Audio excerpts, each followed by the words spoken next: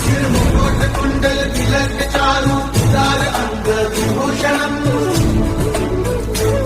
नवकन्यलोचन पंचमुख कर पंचपदकं दारुणम्।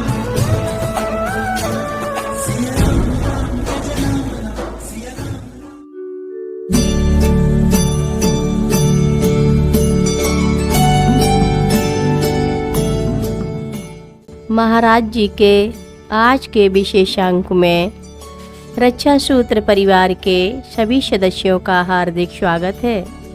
बाबा जी के भक्तों को राम राम, बोलो सीताराम।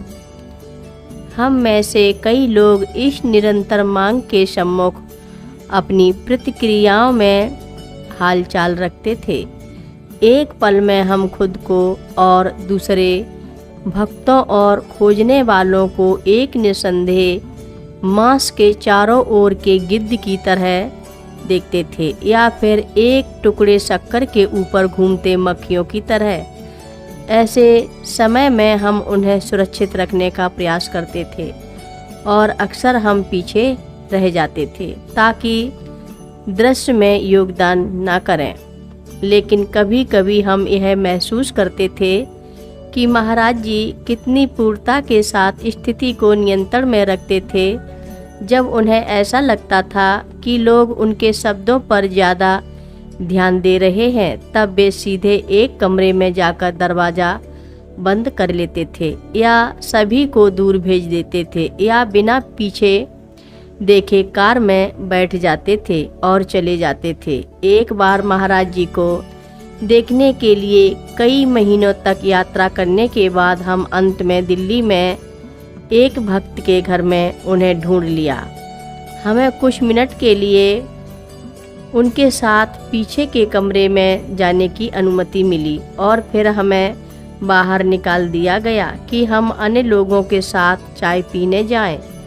लगभग 15 मिनट बाद महाराज जी अंदर रूम से बाहर निकले और हमारे पास सीधे चले आए।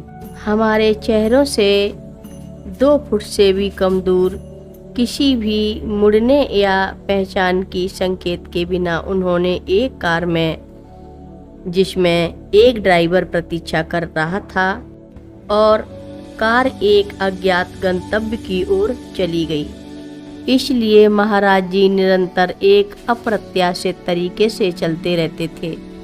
मंदिर के परिसर में वह स्थान से स्थान पर चलते रहते थे, एक पल में मुक्त रूप से उपलब्ध, जबकि अगले पल किसी कमरे में बंद हो जाते थे जहां दरवाज़ा सुरक्षित रूप से बंद होता था। यदि यह उनका केवल गतिविधि होता तो भक्त मंदिर के पास बस कर हर दिन आ सकते थे और उन पलों की प्रतीक्षा कर सकते थे जब वह प्रकट होंगे। लेकिन उनकी चाल एक ही परिसर से सीमित नहीं थी, बल्कि वह गांव से गांव, पहाड़ों से मैदानों, भारत के एक से दूसरे कोने तक, मंदिरों से निजी घरों और जंगली आश्रमों तक घूमते रहते थे।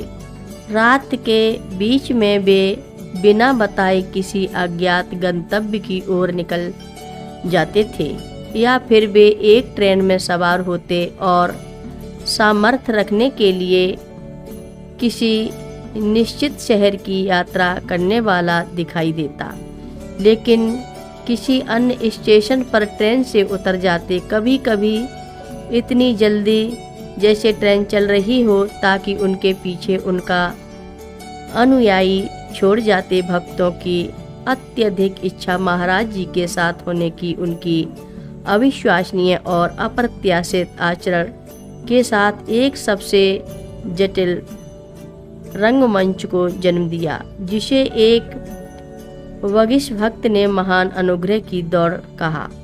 महाराज जी के भक्त बनना एक लगातार और अनंत खोज में भाग लेने के समान था, जिसे केवल आर्थिक संसाधनों या पारिवारिक जिम्मेदारियों की सीमा ही बाधित कर सकती थी। कथा लंबी है, आगे की कथा सभी भक्तों को अगले भाग में सुनाएंगे।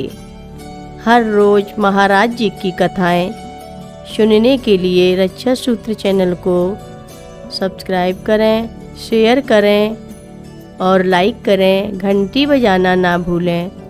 कमेंट बॉक्स में लिख भेजें जय नीव करोरी बाबा जी महाराज। सभी भक्त मिलकर बोलो नीव करोरी बाबा जी महाराज की जय बोलो।